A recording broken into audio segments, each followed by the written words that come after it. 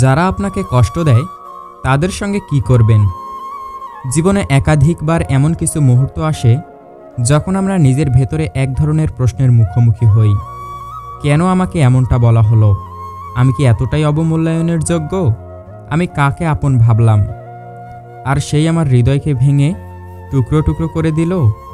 এই কথাগুলো কেউ মুখে বলে না, কিন্তু গভীর রাতে একা বিছানায় শুয়ে যখন চোখের কোণা ভিজে যায়, ঠিক তখন এই প্রশ্নগুলো মনকে কুঁড়ে কুঁড়ে খেতে থাকে। আমরা সবাই সম্পর্কের জালে জড়িয়ে থাকি, পরিবার, বন্ধু, প্রেম, সহকর্মী। আর এই সম্পর্কের ভেতরেই লুকিয়ে থাকে সবচেয়ে বড় আনন্দ এবং সবচেয়ে গভীর কষ্ট। প্রেমিকের অবহেলা, বন্ধুর প্রতারণা, আত্মীয়র ঈর্ষা বা পরিবারের কারো দিক থেকে আসা একটু কথা, সব মিলিয়ে এমন কিছু ব্যথা তৈরি হয় যেগুলো বাহির থেকে বোঝা যায় না, কিন্তু ভেতরে আগুনের মতো পোড়াতে থাকে। আজকের এই ভিডিওটি তাদের জন্য যারা চুপচাপ সহ্য করেছেন, যারা কাউকে নিজের ভেবে ভালোবেসেছেন, বিশ্বাস করেছেন, অথচ শেষ পর্যন্ত বিনিময়ে পেয়েছেন কষ্ট। তবে আজ আপনি জানবেন সেই মানুষগুলোর সঙ্গে কিভাবে আচরণ করবেন, কিভাবে নিজের সম্মান ও আত্মশান্তিকে অটুট রাখবেন এবং কিভাবে কষ্টকে রূপান্তর করবেন নিজের শান্তিতে। তাহলে চলুন মূল বিষয়টি আলোচনা করা যাক।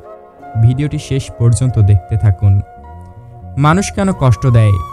এই প্রশ্নের উত্তর একাধিক রকম। কেউ কষ্ট দেয় ইচ্ছা করে, কারণ তারা ঈর্ষান্বিত। কেউ কষ্ট দেয় না বুঝেই, কারণ তারা আবেগহীন বা অজ্ঞ। আবার কেউ কষ্ট দেয় নিজের অপূর্ণতা ঢাকতে। অনেক সময় মানুষ নিজেকে প্রমাণ করার জন্য, নিজেকে বড় দেখানোর জন্য অন্যকে ছোট করে কষ্ট দেয়। তবে সবচেয়ে যন্ত্রণাদায়ক কষ্ট আসে সেই সব মানুষের কাছ থেকে যাদের আমরা সবচেয়ে বেশি বিশ্বাস করি। এই বিশ্বাস ভেঙে গেলে শুধু সম্পর্ক নয়, আমাদের আত্মবিশ্বাসও ভেঙে যায়। তখন মনে হয়, আমি কি আসলেই এতটাই তুচ্ছ? কিন্তু এখানেই আপনার পরীক্ষা। কষ্ট পাওয়া মানুষ দুর্বল নয়, বরং যারা কষ্টের মাঝেও নিজেকে ধরে রাখতে পারে তারা প্রকৃত বীর। তাহলে এখন কি করবেন? প্রথম কাজ হলো নিজেকে ছোট ভাবা বন্ধ করুন। কোনো মানুষ যদি আপনাকে অবহেলা করে, কষ্ট দেয়, অপমান করে, তবে সেটা আপনার মানসিক, আত্মিক বা মানবিক দিক নয়, বরং তার নিজের দৃষ্টিভঙ্গির সমস্যা। আপনার কি মনে আছে, একটা আয়না যখন ময়লা হয়ে যায় তখন তাতে সুন্দর মুখটাও অস্পষ্ট দেখা যায়? তেমনি যাদের মন বিষাক্ত তারা অন্যের সৌন্দর্যকেও নোংরা চোখে দেখে। তাই যারা কষ্ট দেয় তাদের জন্য মন খারাপ না করে বরং নিজেকে প্রশ্ন করুন, এই মানুষটা কি আমার জীবনে থাকাটা সত্যিই দরকার? কারো অভাবে আপনি পড়ে যাবেন না। যদি আপনার আত্মসম্মান অটুট থাকে, আপনি কি প্রতিশোধ নেবেন? না। প্রতিশোধ নিলে আপনি হয়তো নিজেকে একটু সময়ের জন্য জয়ী ভাবতে পারবেন, কিন্তু পরে অনুশোচনায় পুড়বেন। কারণ প্রতিশোধ এক ধরনের আবেগ যা আপনাকে ক্ষণিকের জন্য শান্তি দিলেও আত্মার ভারসাম্য নষ্ট করে দেয়। আপনি বরং তাদের ক্ষমা করে দিন, কিন্তু মনে রাখুন, ক্ষমা মানে সম্পর্ক রাখা নয়। ক্ষমা মানে নিজের শান্তির জন্য তাদের প্রতি রাগ না রাখা। আপনি কারোর প্রতি অভিমান রাখতে পারেন, কিন্তু সেই অভিমান যেন নিজেকে ধ্বংস না করে। নিজেকে প্রাধান্য দিন। আপনার শান্তি, ঘুম, মনোভাব, মানসিক স্বাস্থ্য সবকিছু আগলে রাখুন। নিজেকে ভালোবাসা শিখুন। আপনার নিজের ভেতরে যদি সম্মানবোধ জাগে, তবে আপনি আর কারো ছোট করার কথায় ভেঙে পড়বেন না। আপনি যদি জানেন আপনি কতটা দামি, তাহলে কেউ আপনাকে সস্তা বললেও আপনি হেসে উড়িয়ে দিতে পারবেন। ভালোবাসুন নিজের নিঃশ্বাস, নিজের স্বপ্ন, নিজের পথ চলা। আপনি যদি নিজের ভেতরের আলোয় নিজেকে চিনতে পারেন, তবে বাহিরের অন্ধকার আর আপনাকে গ্রাস করতে পারবে না। আপনার সীমারেখা তৈরি করুন।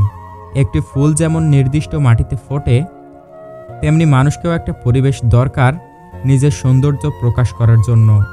আপনার আত্মার চারপাশে এমন একটি সীমারেখা তৈরি করুন যেখানে কষ্টদাতা মানুষের প্রবেশ নিষিদ্ধ। তাদের সঙ্গে কথা বলতেই পারেন, সৌজন্যে রাখতে পারেন, কিন্তু হৃদয়ে স্থান দেবেন না। কারণ বারবার যে মানুষগুলো আপনাকে কষ্ট দিয়েছে তাকে আবার হৃদয়ে স্থান দেওয়া মানে নিজের আত্মাকে অপমান করা। সবশেষে আমি এটাই বলবো, আপনি দুর্বল নন, আপনি যন্ত্রণায় ভেঙে পড়েননি, আপনি লড়েছেন, দাঁড়িয়ে আছেন। এটাই আপনাকে আলাদা করে। যারা কষ্ট দিয়ে যায় তারা সাধারণ মানুষ, কিন্তু যারা কষ্ট সয়ে আলো হয়ে ওঠে তারা ব্যতিক্রম। আপনি সেই ব্যতিক্রমী মানুষ হতে পারবেন যদি আজ থেকেই সিদ্ধান্ত নেন, আমি আর কষ্টকে আমাকে ভাঙতে দেব না, আমি কষ্ট থেকে নিজেকে গড়ে তুলব। আপনাকে যারা কষ্ট দিয়েছে তাদের আপনি পাল্টাতে পারবেন না, কিন্তু আপনি চাইলে নিজেকে পাল্টাতে পারবেন। আপনি চাইলে এমন এক মানুষ হয়ে উঠতে পারবেন যাকে ভেঙে ফেলা অসম্ভব। জীবনে সব কিছু আমরা নিয়ন্ত্রণ করতে পারি না, কিন্তু কিভাবে প্রতিক্রিয়া জানাবো সেটা আমাদের হাতেই থাকে। আপনি যদি এখনই সিদ্ধান্ত নেন, আমি আর কারো অবহেলায় কষ্ট পাবো না, তাহলে আজ থেকে আপনি নতুন এক জীবন শুরু করবেন। আপনি নিজেকে ভালোবাসুন, নিজের স্বপ্নকে আঁকড়ে ধরুন, আর এমন মানুষদের খুঁজে নিন যারা আপনাকে সম্মান করে, ভালোবাসে এবং আপনাকে আপনার মতো করে গ্রহণ করে। যদি ভিডিওটি আপনার হৃদয়ে স্পর্শ করে, যদি আপনি মনে করেন এটা আরেকজনেরও শোনা দরকার, তবে অবশ্যই শেয়ার করুন। হয়তো আপনার একটিমাত্র শেয়ার কোনো ভাঙা মনকে আবার নতুন করে দাঁড়াতে সাহায্য করবে। পরিশেষে বলি, কষ্ট জীবনের শেষ নয়, বরং এক নতুন শুরুর সিঁড়ি। আপনি সেই যোদ্ধা যে একবার নয়, বারবার কাঁদলেও আবার উঠে দাঁড়াতে জানে। ভিডিওটি যদি ভালো লেগে থাকে তাহলে অবশ্যই একটি লাইক দিন, কমেন্টে আপনার মতামত জানান এবং এমনই ইন্সপায়ারিং মোটিভেশনাল ভিডিও পেতে চ্যানেলটি সাবস্ক্রাইব করে পাশেই থাকুন। আপনার কষ্ট দেওয়া মানুষের চরিত্র বুঝিয়ে দেয়, কিন্তু আপনি কিভাবে প্রতিক্রিয়া জানাবেন তা আপনার চরিত্র নির্ধারণ করে। প্রতিবার কষ্ট পেয়ে চুপ করে থাকা দুর্বলতা নয়, বরং তা হলো এমন শক্তি যা শুধু শান্ত মানুষদের ভেতরেই থাকে। ক্ষমা করো, তবে মনে রেখো, একই আগুনে বারবার হাত দেওয়া বুদ্ধিমানের কাজ নয়। তুমি কাকে ভালোবাসো তা গুরুত্বপূর্ণ নয়, বরং সে তোমার সম্মান করে কিনা সেটাই সবথেকে বেশি গুরুত্বপূর্ণ। যে মানুষ কষ্ট দিয়ে চলে যায় তাকে দোষ দিয়ে নয়, তাকে চলে যেতে দাও সম্মানের সঙ্গে। যে তোমার মূল্য বোঝে না সে তোমার উপস্থিতির যোগ্যতাও রাখে না। নিজেকে এতটা ভালোবাসো যাতে কারো অবহেলায় নিজেকে ছোট না ভাবো। কষ্ট পেলে কাঁদো, কিন্তু ভেঙে পড়ো না, কারণ পৃথিবীর সবথেকে শক্ত মানুষগুলোই সবসময় খুব কষ্ট পেয়েছিল। নীরব প্রতিক্রিয়া সবচেয়ে বড় জবাব। সবাই মনে করে কষ্টের উত্তরে কিছু বলতে হবে, কিন্তু আপনার নীরবতা অনেক সময় এমন জবাব দেয় যা শব্দ দিতে পারে না। যারা কষ্ট দেয় তারা আপনার প্রতিক্রিয়ার গুরুত্ব চায়। আপনি যখন তা দেন না, তখনই তারা অস্থির হয়ে পড়ে। নিজের আত্মসম্মানকে কখনো হুমকির মুখে ফেলবেন না। একটা সময় আসবে যখন আপনি নিজেকে প্রশ্ন করবেন, এই সম্পর্ক বা বন্ধনটা কি আমার মানসিক শান্তির চেয়ে বড়? যদি উত্তর হয় না, তবে নিজেকে বাঁচান। সম্পর্ক মানেই সবসময় টিকে থাকা নয়। অনেকেই ভাবে পুরনো সম্পর্ক মানেই সেটাকে আঁকড়ে ধরে রাখতে হবে, কিন্তু সব সম্পর্ক স্থায়ী হয় না। কিছু সম্পর্ক শুধু শিক্ষা দেওয়ার জন্য আসে। কষ্টকে শক্তিতে রূপান্তর করুন।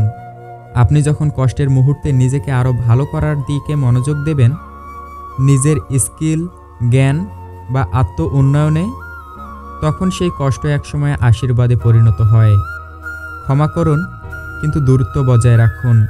ক্ষমা করার মানে এই নয় যে আগের মতো আবার সব কিছু ঠিক করে নিতে হবে। আপনার শান্তির জন্য ক্ষমা করুন, কিন্তু বাঁচার জন্য দূরত্ব বজায় রাখুন। নীরবে উন্নত হন, প্রকাশ নয়, প্রতিফলন হোক জবাব। আপনার উন্নতি হোক এমনভাবে যেন যারা আপনাকে অবহেলা করেছে তারা একদিন নিজেই বোঝে আপনি কে ছিলেন আর তারা কি হারিয়েছে।